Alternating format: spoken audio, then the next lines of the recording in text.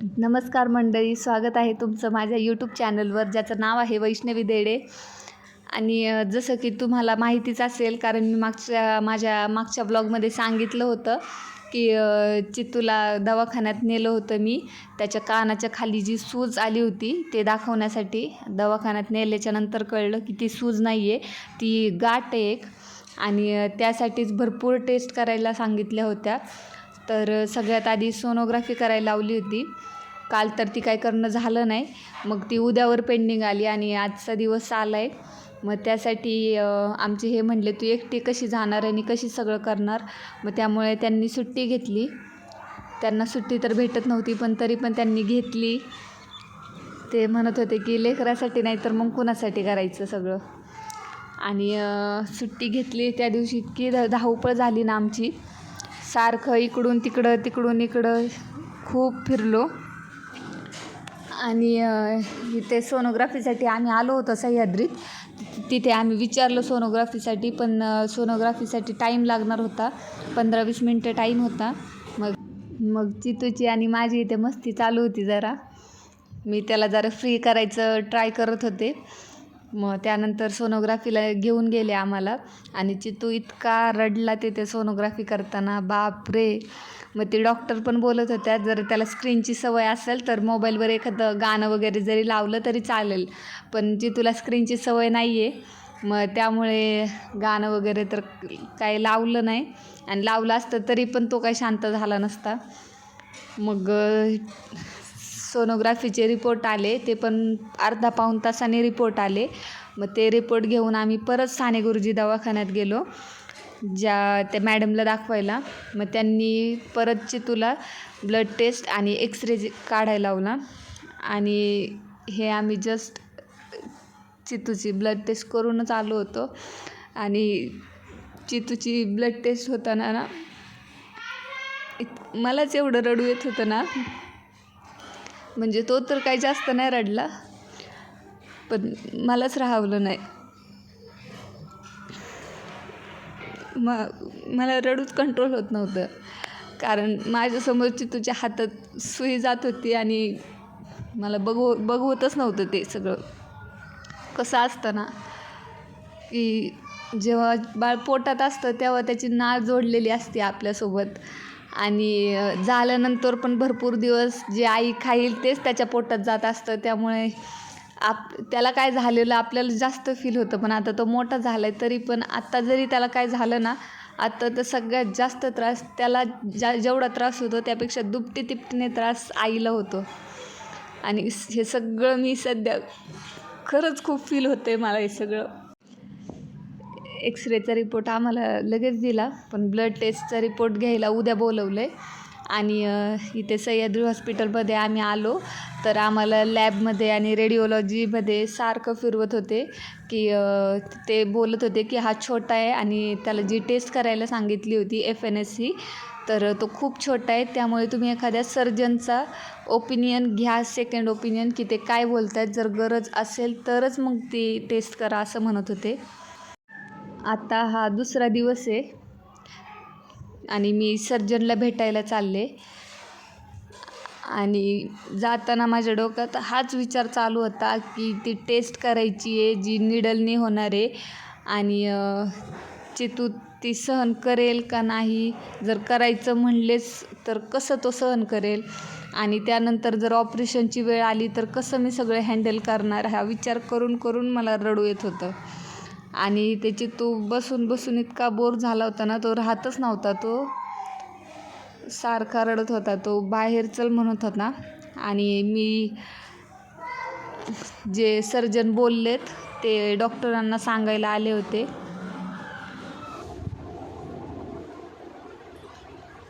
आज पण परत चितूला घेऊन दवाखान्यात गेले होते. आणि मला फक्त एक सर्जन आहेत, त्यांचं सजेशन घ्यायचं होतं की जी चितूला टेस्ट करायला लावली आहे ती करायची आहे की नाही. कारण ती निडलनी जी त्याला गाठ आली ना, तर त्यामध्ये आतमध्ये सुया टोचून ती टेस्ट करावी लागते. मग तो लहान आहे ना, त्यामुळे डॉक्टर्स काही बोलले की एक सर्जनचं तुम्ही सजेशन घ्या, त्यांचं ओपिनियन घ्या, ते काय बोलत आहेत बघा. आणि त्याच्यानंतर पण जर करावी लागलीच टेस्ट तर मग ती करावीच लागणार. मग त्यामुळे तिकडेच गेले होते मी आज. मग त्या सर्जनला भेटले तर त्यांनी ते असं बोललेत की त्यांनी मेडिसिन दिल्यात, औषधं दिलेत आणि ही औषधं 5-6 दिवस देऊन बघा बोललेत. याने जर फरक पडत असेल तर ठीक आहे, नाहीतर मग ते ऑपरेशन करून ती गाठ काढावी लागेल. आणि ही गाठ शक्यतो ताप वगैरे आला किंवा सर्दी खोकला असं काही झालं असेल तर त्याचं इन्फेक्शन होतं आणि त्याची ती गाठ बनते. मग आता त्यामुळे आता सध्या तर वाटच बघावी लागणार आहे. त्याच्याशिवाय तर काही करता येणार नाही, कारण गोळ्या वगैरे व्यवस्थित वेळच्या वेळी द्याव्या लागतील आणि त्याने काय फरक पडतो हे बघावं लागणार. आणि सकाळी मग त्यानंतर डायरेक्ट साने गुरुजीला गेलते मी.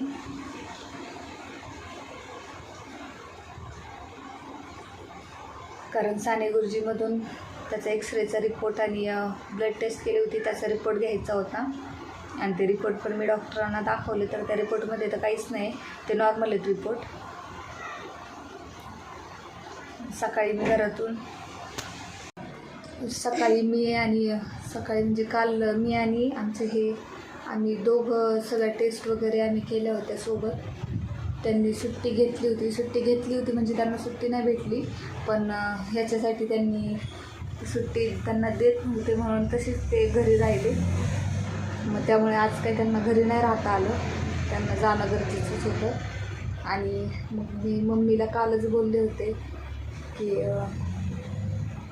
मी उद्या आता हे घरी नसणार, मग मी एकटी कसं सगळं करणार, कशी जाणार, कसं सगळं करणार, ती टेस्ट वगैरे जर करायची झालीच तर एकटी कशी हँडल करणार. आणि ते ऐकलं आणि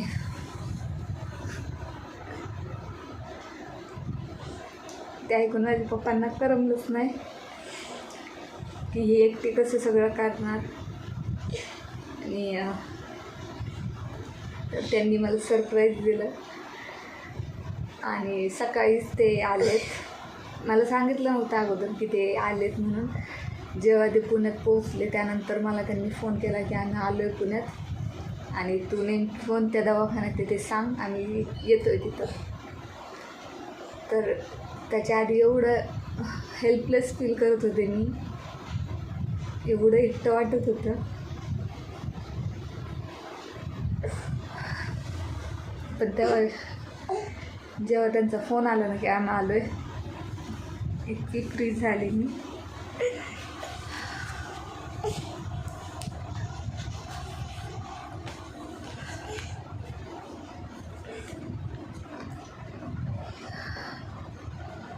ते म्हणतात ना की माहेरी आई असल्याशिवाय माहेराला माहेर पण नसतं, तसंच आयुष्यात बाप असल्याशिवाय आयुष्याला काय अर्थ नसतं.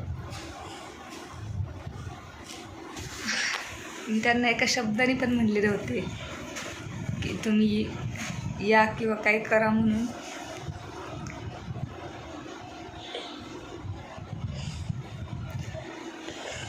फक्त माझ्या आवाजावरून त्यांना कळलं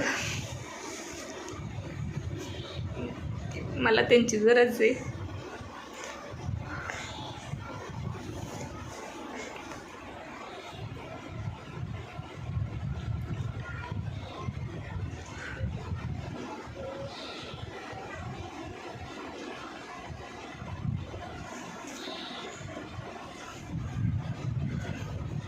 तिथल्या टेस्ट वगैरे सगळ्या झाल्या होत्या, सगळे रिपोर्ट घेऊन झाले होते. त्यानंतर आम्ही तिघं पण घरी आलो, मम्मी पप्पा आणि मी. मग मी डायरेक्ट आता गंगानगरलाच आले मम्मी पप्पांसोबत.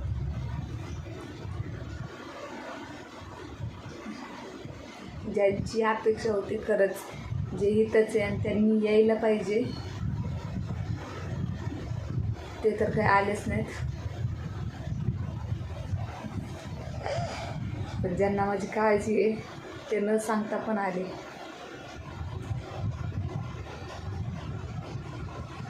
त्यांना कधीच मला आजपर्यंत माझ्या तोंडाने सांगायची गरज नाही पडली की मी संकटात आहे, मला तुमची गरज आहे. तर फक्त माझा फोनवर आवाज ऐकूनच त्यांना कळतं आणि ते काही न बोलता माझ्या समोर येऊन उभं राहतात.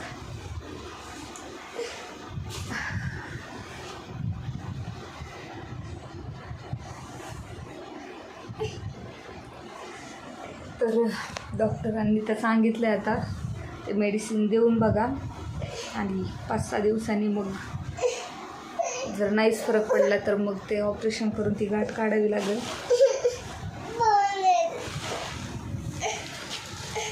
मग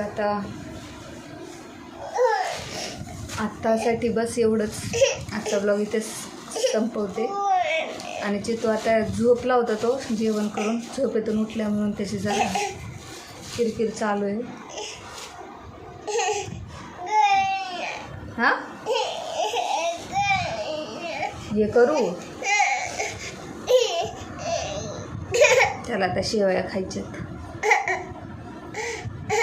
आजच्या ब्लॉगमध्ये बस एवढंच. आणि माझ्या चॅनलला सबस्क्राईब करायला विसरू नका. काय खायचं तुला? त्याला आता शेवया बनवून देते. आणि 5-6 दिवसांनी मी जेव्हा जाईल परत तेव्हा नेमकी काय होतंय काय नाही याचे अपडेट पण तुम्हाला देत राहील मी.